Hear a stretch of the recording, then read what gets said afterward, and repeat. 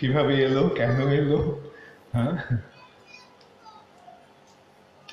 এরকম একটা আমারও ব্যক্তিগত অভিজ্ঞতা আছে, তোমাদের বলবো। আচ্ছা, তোমরা কে কে হ্যাঁ, পড়েছো, ocean of mercy? Ocean of mercy কৃপাসিন্ধু, কৃপাসিন্ধু বাংলায় কৃপাসিন্ধু, ওটাতে আমি ঘটনাটা বর্ণনাটা দিয়েছি। একদিন তখন আমি প্রভুপাদের জন্য রান্না করতাম এবং প্রভুপাদ আমাকে বলে দিতেন কি রান্না করতে হবে, কিভাবে রান্না করতে হবে, কেন আমি রান্না কিছুই জানতাম না। তো একদিন আমি রান্না করেছিলাম, রান্না খেয়ে প্রভুপাদের খুব ভালো লেগেছিল, তার থেকে প্রভুপাদ আমাকেই বলেছেন তুমি এখন রান্না করো আমার জন্য। তো যাই হোক, আমি প্রভুপাদের জন্য রান্না করছিলাম, তখন একদিন সকালবেলা প্রভুপাদ বললেন যে কতগুলো সবজি আনতে। সেই সবজিগুলি হচ্ছে পালং শাক, বেগুন, কুমড়ো, করলা আর কুমড়ো এবং করলা, করলা ভিটামিন। তা আমি বাজারে, আর মূলো, মূলো, এই পাঁচটা। তো আমি নিজেই বাজারে যেতাম, বাজারে গিয়ে আমি কিনে এনেছি, এনে আমি প্রভুপাদকে বলছি প্রভুপাদ আমি সব নিয়ে এসছি। প্রভুপাদ বললেন কি কি এনেছো? আমি বললাম প্রভুপাদ পালং শাক, বেগুন, কুমড়ো, মূলো, আর তারপরে যখন করলার কথা মনে হলো, তখন মনে হলো করলা আনতে আমি ভুলে গেছি। প্রাণের সুযোগ বলিনি কিছু একটা, এবং প্রভু বলছে ঠিক আছে ওগুলো নিয়ে এসো।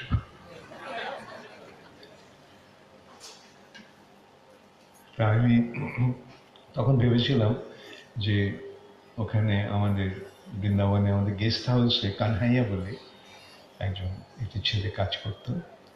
তো আমি কানহাইয়াকে গিয়ে বললাম কানহাইয়া তুমি এক্ষুনি একটা সাইকেল নিয়ে যাও, গিয়ে বাজার থেকে করলা নিয়ে এসো। আর আমি গেটের সামনে দাঁড়িয়ে আছে, কখন কানাইয়া ফিরবে।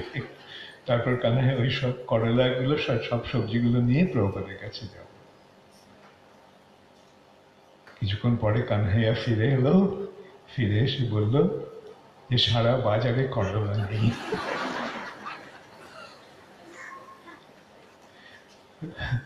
আমার তো তখন, আমি তখন ভাবছিলাম যে পৃথিবী এখন যে দ্বিধাভক্ত হয়ে যায় আর আমি যে তার মধ্যে তলিয়ে যাই, সেটাই যেন বাঞ্ছনীয়।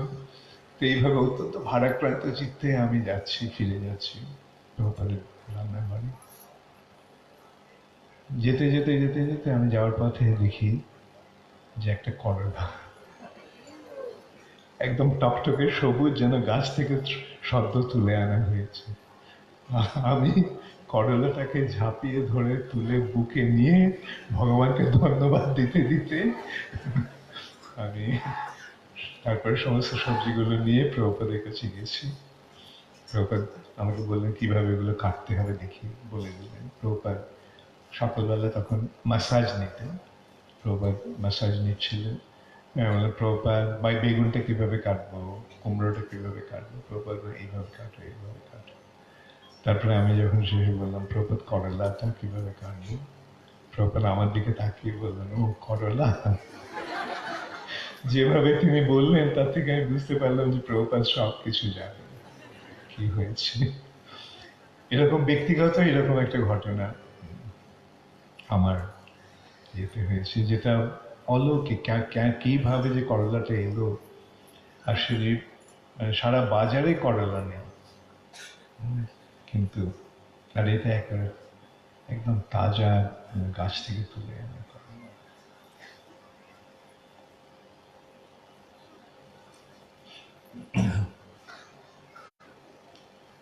এরকম আরেকটা কাহিনী শুনবে?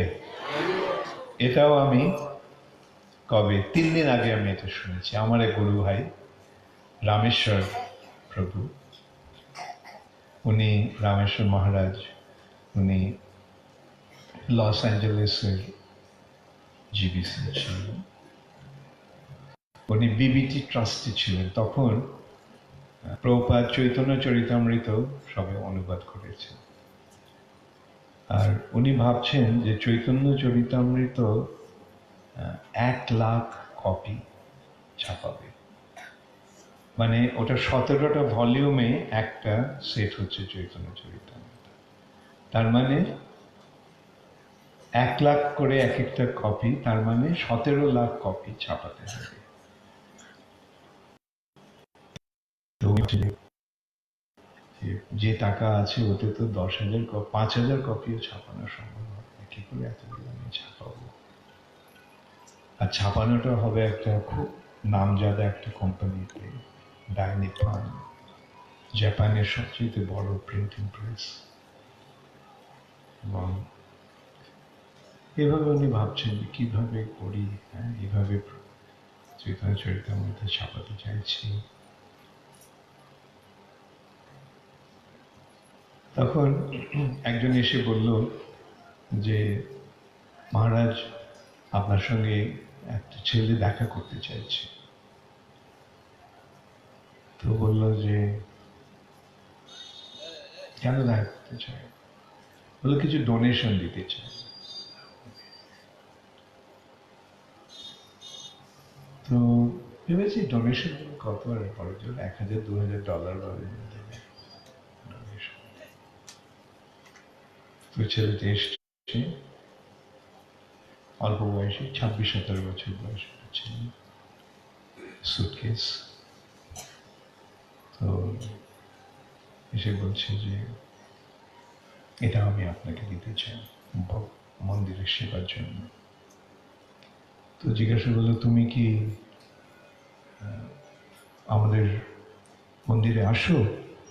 বললো না, আমি এই প্রথম এলাম মন্দিরে, তবে আমি আপনাদের বই পড়েছি এবং বই পড়ে আমি বুঝতে পেরেছি আপনারা ভালো কাজ করছেন, তাই জন্য আমি ডোনেশন দিতে এসেছি।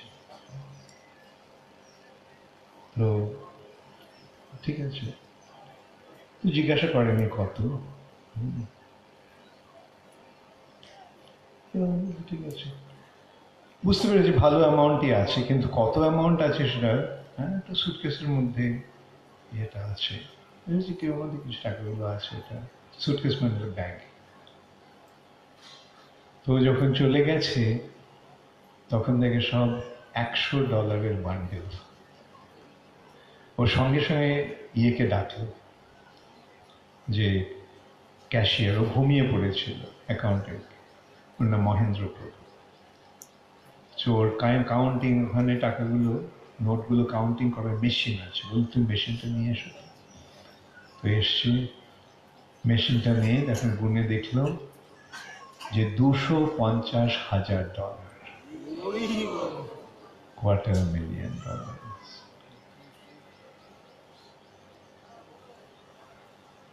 তো ও ভেবেছে, তারপরে পরের দিন সকালবেলা ও করেছে ওই টাকাটা, পুরো টাকাটা নিয়ে গেছে ব্যাংকে, এবং ব্যাংকে জিজ্ঞাসা করেছে আমি আজকে টাকাটা জমা দিচ্ছি, কালকে কি আমি টাকাটা তুলতে পারবো? বলে হ্যাঁ, তো ক্যাশ জমা হচ্ছে, কোনো অসুবিধা নেই। ওই টাকাটা, পুরো টাকাটা ডাইনিপান কোম্পানিকে চৈতন্য চরিতামৃত ছাপাবার জন্য ডিপোজিট দিয়ে দিল। তার পরের দিন 3টে বড় বড় গাড়ি এসেছে, প্রথমের গাড়ি আর শেষের গাড়ির মাঝখানে যে গাড়িটা, সেটা আরো বড় গাড়ি। ওখান থেকে একজন লোক, কালো স্যুট পরা, এসে বলছে যে আমি টেম্পলের প্রেসিডেন্টের সঙ্গে কথা বলতে চাই। নিয়ে গেছে রামেশ্বরের কাছে, যে দেখো কেউ কি এসে এরকম তোমাকে $250,000 দিয়েছিল, $250,000? বললো হ্যাঁ। টাকাটা কি করেছে? টাকাটা আমরা বই ছাপাচ্ছি, বই ছাপাবার জন্য আমি করে দিয়েছি। বলছে এই টাকাটা যে দিয়েছে সে কিন্তু ওটা ওর টাকা নয়, আর ওরা বললো যে ওরা হচ্ছে মাফিয়া। মাফিয়া মানে কি জানো তো তোমরা? মাফিয়া মানে আমেরিকার গুন্ডা। ওরা তো বললো যে এরকম টাকাটা আমাদের। তো বললো দেখো আমি তো টাকাটা তো বই ছাপাবার জন্য দিয়ে দিয়েছি, আর আমরা যে কাজটা করছি এটা যা সকলের মঙ্গলের জন্য করছি, টাকাটা তো এখন আর ফেরত দেওয়ার কোনো উপায় নেই, আপনি বলুন আমরা কি করি। তো এইভাবে কিছুক্ষণ কথাবার্তা হওয়ার পরে লোকটা বললো ঠিক আছে ঠিক আছে, বললো চলে গেল। এখন এইভাবে কিভাবে যে কৃষ্ণ যোগান দেয় সেটা আমরা কল্পনা করতে পারি না। আর মাফিয়ারা কিরকম জানো তো, ওরা ওরা মুখে কথা বলে না, ওরা পিস্তল নিয়ে কথা বলে। ওদের সঙ্গে মনোমালিন্য হওয়া, কিন্তু ওরা মেনে নিয়েছে, মেনে নিল। ওই নেতৃস্থানীয় ব্যক্তিটি বলল ঠিক আছে।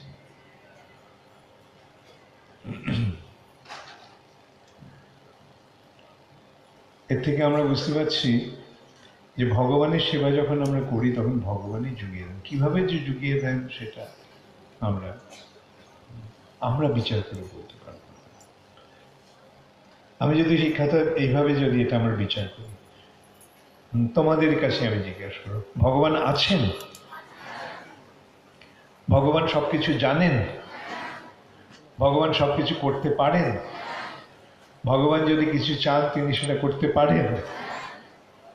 ভগবানের পক্ষে কোনো কিছু করা অসম্ভব? ভগবান যদি চান তাহলে এখন টাকা বৃষ্টি করতে পারেন? তবে তবে ভগবান সাধারণত যেটাই করেন কোনো ভক্তের মাধ্যমে সেটা করেন, তিনি নিজে সেটা করেন। কেন এই জড় জগতে ভগবান সরাসরি ভাবে কিছু করেন না, তিনি অন্যের মাধ্যমে সেই কাজগুলি করেন।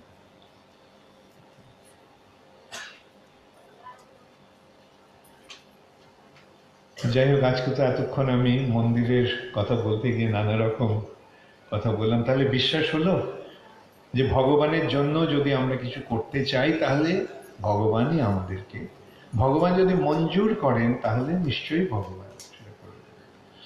যেমন কালকে আমি আসতে আসতে ভাবছিলাম রাস্তাটা হলে ভালো হবে, তো এখানে এসে দেখি উনি রাস্তার ব্যবস্থা করে রেখেছে। আর বাস্তবে খুব ভালো হয়, মনে রাখবেন এটা ভগবানের জন্য করছে। হ্যাঁ হ্যাঁ, ঈশ্বরই করছেন, আপনাকে দিয়ে করাচ্ছেন। খুব ভালো, আপনার সহযোগিতা করুন।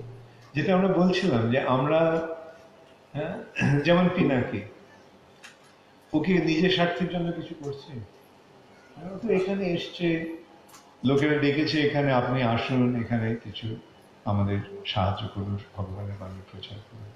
ও যখন এসছিল তো এখানে একটা শুধু কুটির ছিল, হ্যাঁ। তো সেই অবস্থার মধ্যে এসে এখন আস্তে আস্তে মন্দির হয়ে গেছে।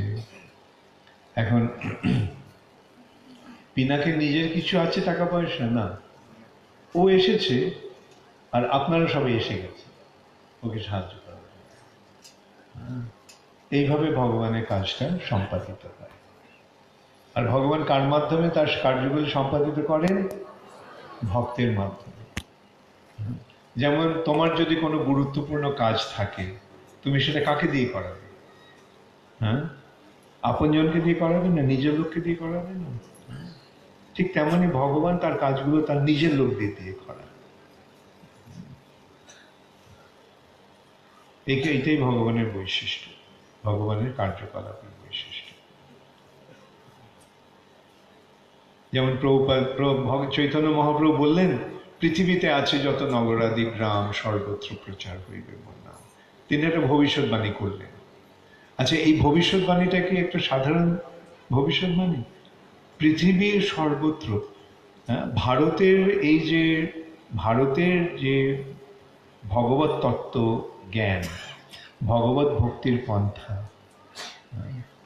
এটা পৃথিবীর লোকেরা গ্রহণ করবে এরকম সম্ভাবনা ছিল? কিন্তু আজকে তারা গ্রহণ করছে। কিভাবে গ্রহণ করছে? হাজার হাজার লক্ষ লক্ষ কোটি কোটি মানুষ গ্রহণ করছে। ভগবান যখন বলেছেন এটা হবে, অবশ্যই হবে। কিন্তু কাকে দিয়ে তিনি সেটা করালেন? শিল প্রভুপাদকে দিয়ে করালেন। কেন করালেন? মহাপ্রভু নিজে এটা করেননি। তিনি কেবল সারা ভারত জুড়ে প্রচার করেছেন, কিন্তু বলেছেন সারা পৃথিবী জুড়ে প্রচার করে। তাহলে যে কাজটা তার কাজটাকেও যেতে ছাপিয়ে যাচ্ছে, অতিক্রম করে যাচ্ছে, সেই কাজটা তিনি নিজে করলেন না। তিনি করবার জন্য তিনি বললেন এটা হবে, এবং সেটি করার জন্য তিনি তার যাকে পাঠালেন তিনি অবশ্যই তার অতি অন্তরঙ্গ পার্শ্বদ। তো এইভাবে আমরা দেখতে পাচ্ছি ভগবান কিভাবে তার ভক্তের মাধ্যমে তার কার্যকলাপ করে। কুরুক্ষেত্র যুদ্ধের কথা মনে আছে তোমাদের? কুরুক্ষেত্র যুদ্ধে ভগবান কি প্রতিজ্ঞা করেছিলেন? যে তিনি যুদ্ধ করবেন, তাই না? দুর্যোধন আর অর্জুন দুজনেই গেছে তার সঙ্গে দেখা করতে। সকালবেলা গেছে, ভগবান কৃষ্ণ তখনও ঘুমিয়ে আছে। দুর্যোধন আগে এসছে, এসে কোথায় বসেছে? মাথার কাছে। অর্জুন পরে এসছে, এসে কোথায় বসেছে? পায়ের কাছে। ভগবান যখন ঘুম থেকে উঠে চোখ মিলে তাকালেন, কাকে দেখলেন? ও অর্জুন, কেমন আছো তুমি, কখন এলে? দুর্যোধন লাফতে উঠেছে, আমি আগে এসেছি, আমি আগে এসেছি। ও আচ্ছা, তো কিন্তু ওকে তো প্রথমেই দেখলাম। তো কেন তোমরা দুজনে কেন এসেছো? কৃষ্ণ তুমি আমার দলে যোগ দাও, যুদ্ধ হবে, কুরুক্ষেত্রের যুদ্ধ, দুর্যোধনের সঙ্গে পাণ্ডবদের। দুর্যোধন বলছে কৃষ্ণ তুমি আমার দলে যোগ দাও। অর্জুন নীরবে রইল। তার মুখ দেখে ভগবান বুঝতে পারলেন অর্জুনও সে একই অনুরোধ নিয়ে এসেছে। তাই কৃষ্ণ তখন বললেন যে দুর্যোধন, তোমরা দুজনেই একই অনুরোধ নিয়ে এসেছো,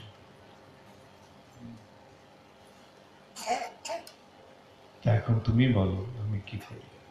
যাই হোক, আমি নিরপেক্ষভাবে তোমাদের দুটো প্রস্তাব দিচ্ছি।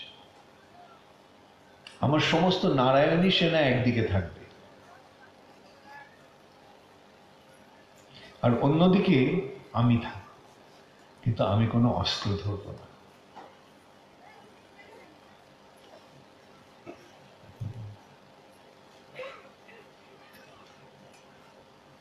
এই দুটো শর্ত, এই দুটো ইয়ে রইল।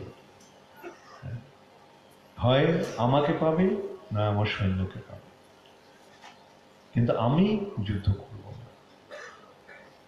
তো অর্জুন যেহেতু ছোট, তো এই প্রস্তাবটার প্রথম ইয়েটা অর্জুন পাবে। কে কি অর্জুনকে সুযোগটা দেওয়া হবে ইয়ে করার। অর্জুন কি চাইলো? কৃষ্ণ আমি তোমাকেই চাই। অর্জুন আমি যুদ্ধ করব না, কোনো কিছু নেই, ক্ষতি নেই, তোমাকে পেলেই যথেষ্ট। আর দুজন ভাবো বাবা জিতে গেছি, কৃষ্ণ যুদ্ধ করবে না, ওকে নিয়ে কি দরকার। আর কৃষ্ণ নারায়ণী সেনার সমস্ত আমি পেয়ে গেলাম।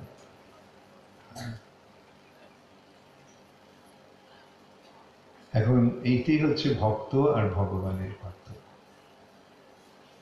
ভক্ত জানে ভগবানকে পেলে সবকিছু পাওয়া হয়ে যায়,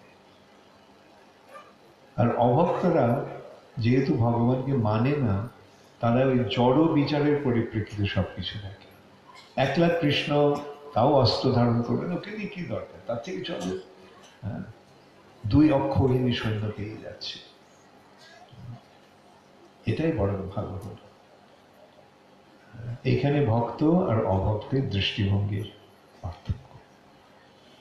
আচ্ছা, কালক্রমে আমরা কি দেখতে পাচ্ছি? এই যুদ্ধে অন্তত কয়েকবার অর্জুনের প্রাণ চলে যেত। তার একটা দৃষ্টান্ত আমি এইভাবে দিচ্ছি যে কর্ণের কাছে একটা বাণ ছিল, যে বাণটির উদ্দেশ্য ছিল, যে বাণটি অভেদ্য, মানে সেই লক্ষ্যকে ভেদ অবশ্যই করবে। তো অর্জুনের বিরুদ্ধে সেই বাণটি নিক্ষেপ করলো কর্ণ। আর কৃষ্ণ তখন কি করলেন?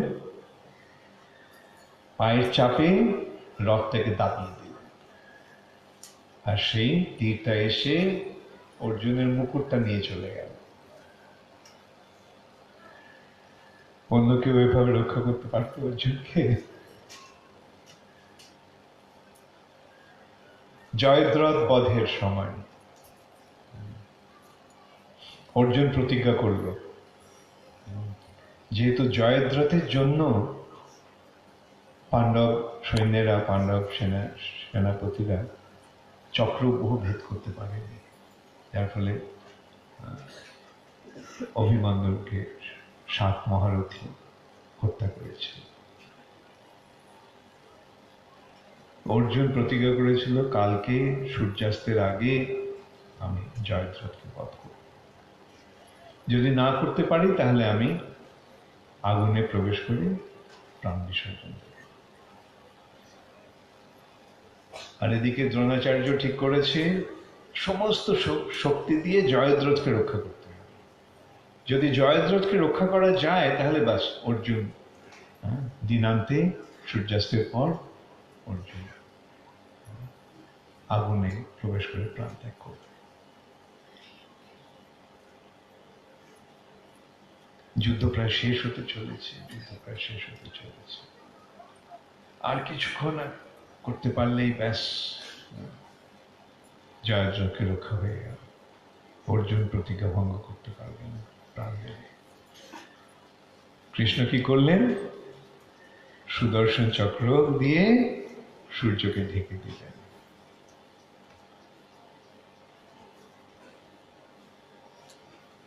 আর তখন সকলে উল্লাসিত হয়ে করেছে, জয়দ্রথের রক্ষা হয়ে গেছে, এখন অর্জুনের মৃত্যু অবশ্যম্ভাবী, সব আনন্দে চিৎকার করছে।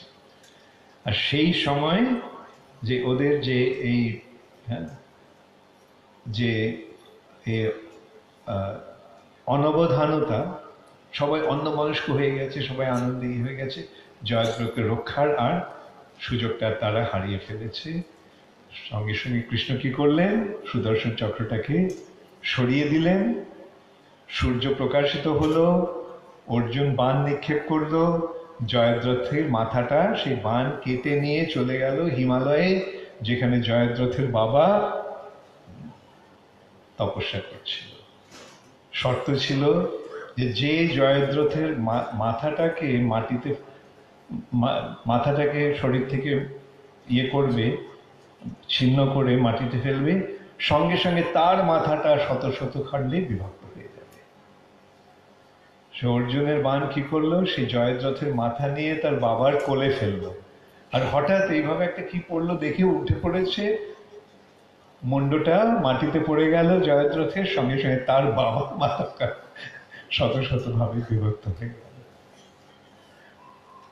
এইরকমই হচ্ছে ভগবানের অসীম